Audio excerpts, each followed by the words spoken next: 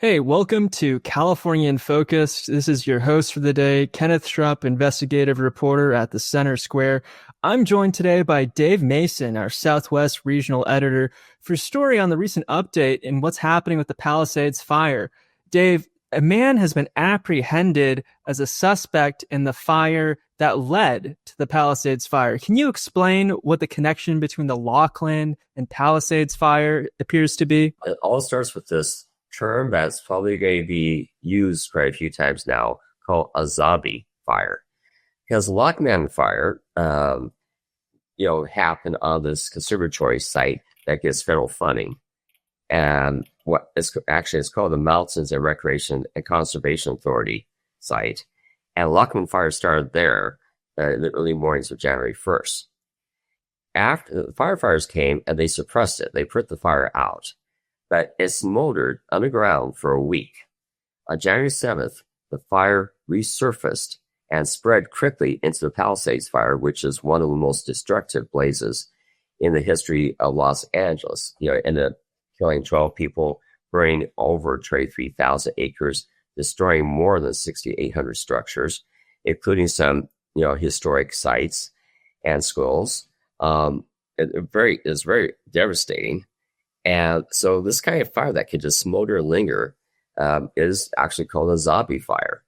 And what prosecutors are saying is that Jonathan Ritternecht, a 29-year-old living in Melbourne, Florida, who used to live in the Pacific Palisades neighborhood, started the Lockman fire, and they actually have cell phone data pinpointing him there. They have records showing that he tried to call 911, but wasn't able to get through because of his range. And they have some other evidence showing that he did this maliciously. Wow. So can you just explain for those readers who might be confused by this? So he used to live in the Palisades, but he now lives in Florida. Did he live in the Palisades? What was he doing in the Palisades the night of the fire? What happened? He was an Uber driver in the Pacific Palisades. In fact, he picked up two separate people in separate trips who later told authorities that he seemed angry and agitated. And apparently he was listening to rap music, including ones about lighting things on fire during this day. They also found that he had created, the authorities say that he created, using AI, an image of a city burning. That's very interesting because when you look at the publicly listed address in the Palisades that's connected to the suspect, that's an over $4 million house. What is this man doing driving an Uber? Yeah, there's a lot of interesting cases on this, and there's been some contradictory information about his place of birth. Apparently he was born in Indiana, but there were some earlier reports that he was born in France. But the latest that we have is that he was born in Indiana. And he will be tried in the federal court, by the federal court for the Central California District in Los Angeles. It's a federal case because the Palisades Fire burned federal property.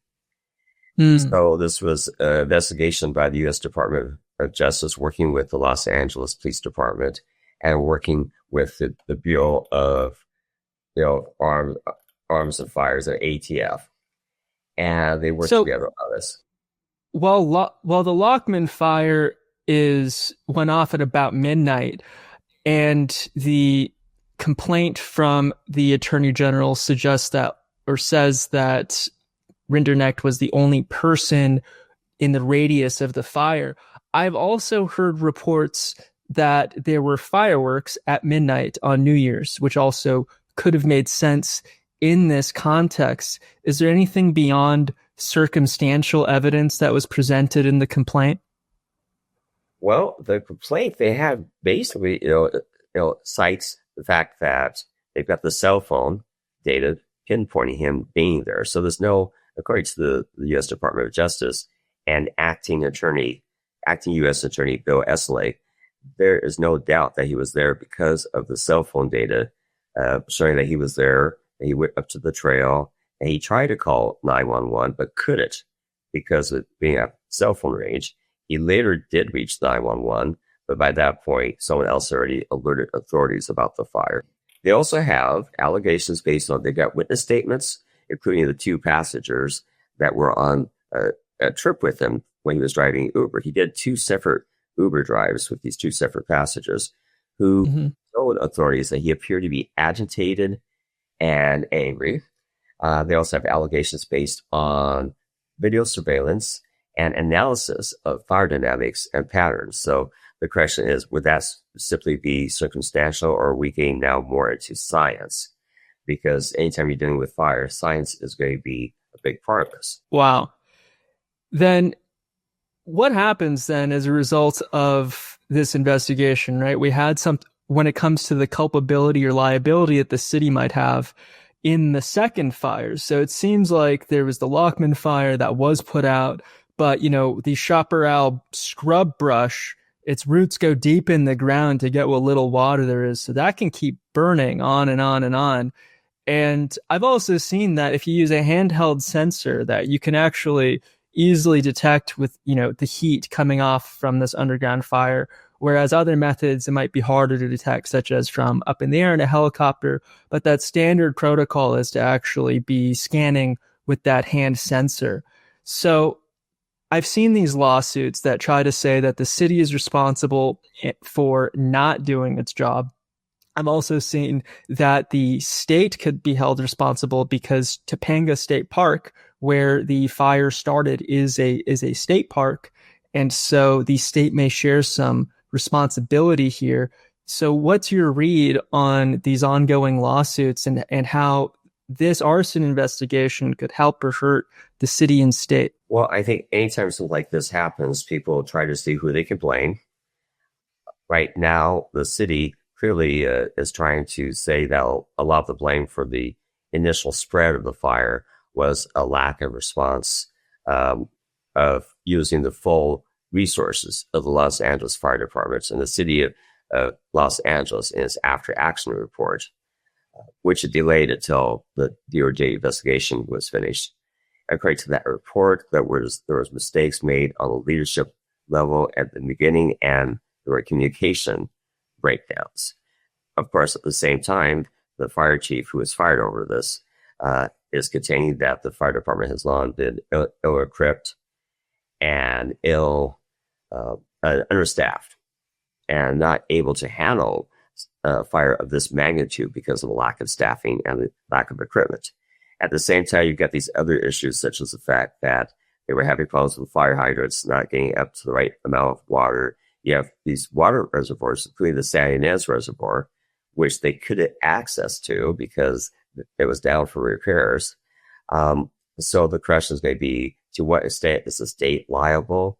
To what extent is the state liable? To what extent is, of course, this man charged with it? To what extent will he be held responsible? And will there be lawsuits against him? One thing to remember is the difference between civil and criminal. In criminal, you have to prove guilt beyond a reasonable doubt. Because right. We are whole systems based on perception of innocence. But civil lawsuits work not on that, but on preponderance of evidence, which means you don't have to prove guilt beyond reasonable doubt. You just have to prove that it's more likely than not likely that this person committed the offense. So even if he is, if there are lawsuits, and even if he is acquitted,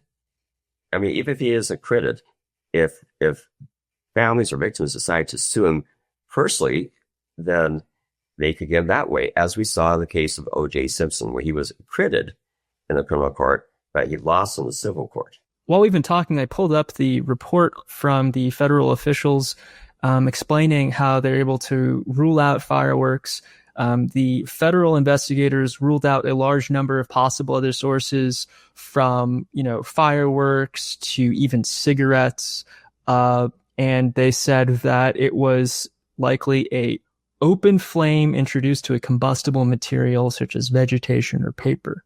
So if they can pinpoint Rinderknecht to the location of the fire, and they've been able to rule out pretty much any of these other causes. It seems like there may be a case here. Well, it's going to be very interesting because they have laid out the evidence. They waited until they had the evidence before they made the arrest in Florida.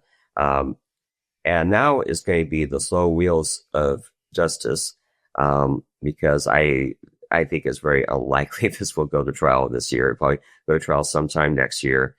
And the first step now is going to be to transfer him from Orlando to Los Angeles, where he would be tried.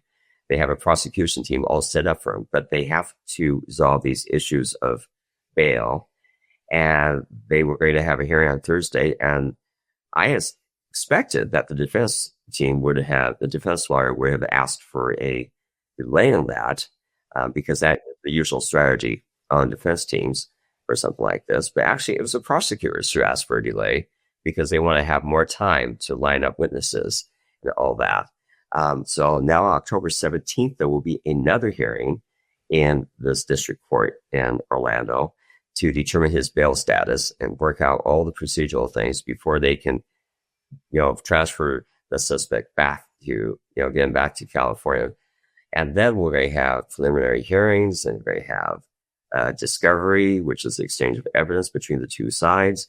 And there'll be motions made. And I would say typically in cases like this, it seems like the best strategy for defense using these type of cases is to stall and delay as much as possible. And so it's going to be, before this trial, it's going to be a while. This is going to take months before it even gets to the first day of trial, would be my prediction based on how trials usually go. Well, Dave, thank you for your coverage on this. I know you'll keep us up to date on this story as it develops. This has been California in Focus with the Center Square. Visit thecentersquare.com to keep up with this story and more. Thank you.